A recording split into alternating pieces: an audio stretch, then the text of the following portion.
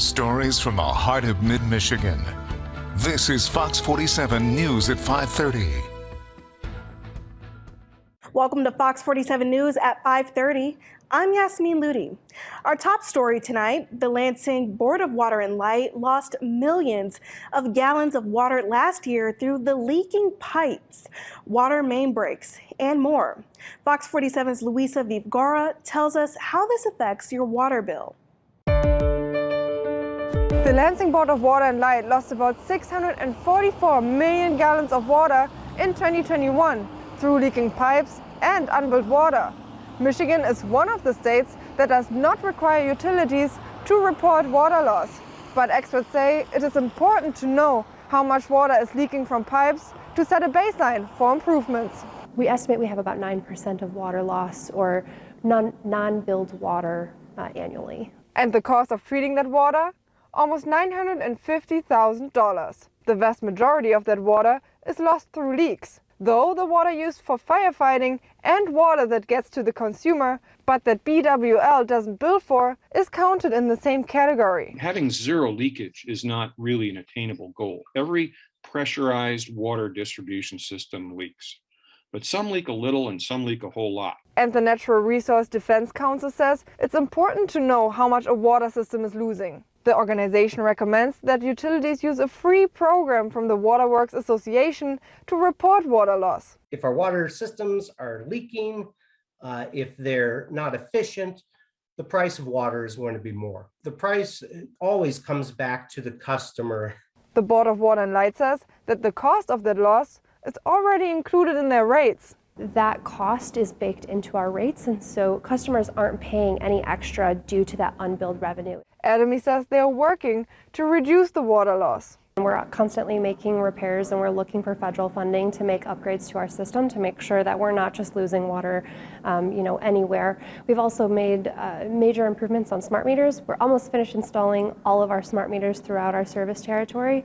That helps solve the problem of meters tending to run a little bit slow. When meters run slow, that's where you can start to see some of that water loss as well. Adamy says they have about 2,000 of 150,000 smart meters left. Last year, Michigan Senator Stephanie Chang introduced a bill that would require water and wastewater utilities to publicly report losses. Most other states has an agency that regulates water rates to some degree, maybe not all of them, but some of them. But in Michigan, we don't have anything like that. So at the bare minimum, we believe that we need to have the information. That's the thing about utility water loss. It's the responsibility of the utility. I mean, I'm responsible for not wasting water in my own home or apartment, but we can't do anything. We have no responsibility for the pipes in the street. We can't do anything about that. The Lansing Board of Water and Light tells me they would comply with any sort of monitoring required by legislation. Reporting for Fox 47 News, I'm Luisa Vivgara. The American Red Cross is urging people to give blood as the organization struggles with what they say is the worst blood shortage in more than 10 years. Donors of all blood types, especially type O, are needed. As a special incentive, any individuals who give blood now through the end of the month will receive a $10 Amazon gift card by mail. You can schedule your appointment and find the closest donation center by visiting redcrossblood.org. Let's take a look at our forecast now with meteorologist Reese Cole. Reese, we've finally had a chance to warm up a bit, but is it here to stay? Yeah, good evening, Yasmin. We are seeing those warmer temperatures. Today we hit 30 degrees. It did cool off a little bit in the afternoon. And as we go in through the evening, it'll be another chilly night. But tomorrow we'll be back in the 30s. Wednesday and Friday also looking like other days in the mid to upper 30s. So yeah, warmer weather starting to set in. As we look over that live tower camera right now, we're not seeing too much going on, just some high clouds. And that is the case throughout this evening. We'll see mostly cloudy skies. And going into the overnight hours, we'll start to see a little bit of the breaks in the clouds. But those temperatures going to be chilly. 15 degrees for the low tonight. A west-southwest wind slowly transitioning to northwest, going to weaken as well as we go throughout this evening. Thankfully, we will stay dry as well. Now, I do want to show you as we go throughout the day on Tuesday, we're going to be seeing those breaks in the clouds. Should see partly cloudy skies here across the area, maybe even mostly sunny for some of the day throughout Tuesday. But then as we go throughout the evening hours, those clouds fill back in. We'll see some chances for snow going into Wednesday. Now, for tomorrow, expect those temperatures to be near freezing, about 32 degrees, and a south wind at 10 to 15 miles per hour. Coming up, I'll break down the hour by hour on that snow on Wednesday, as well as those warmer temperatures and what they mean for our snow chances.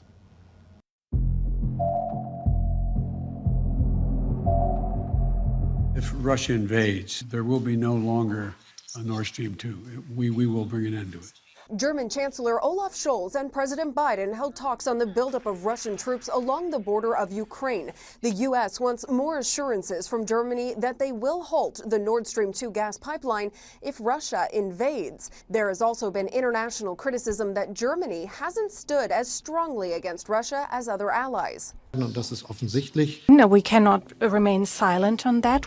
And this is why it is important that we act together, that we stand together, and that we do what is necessary together. The UK has announced they are sending a few hundred more troops to Poland as U.S. service members arrived there Monday morning. In Moscow, separated by a big table and even bigger issues, French President Emmanuel Macron met with Russian President Vladimir Putin.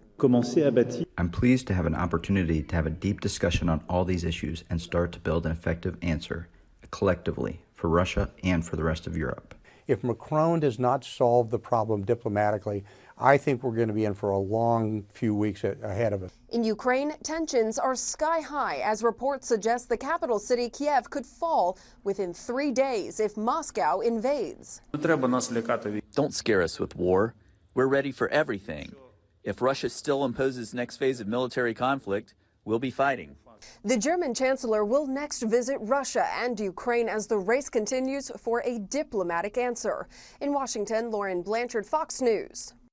Today, jury selection began in the federal hate crimes trial for the 3 men who killed Ahmaud Arbery. Government lawyers will try to prove the men chased down and shot the 25-year-old to death because he was black. Gregory and Travis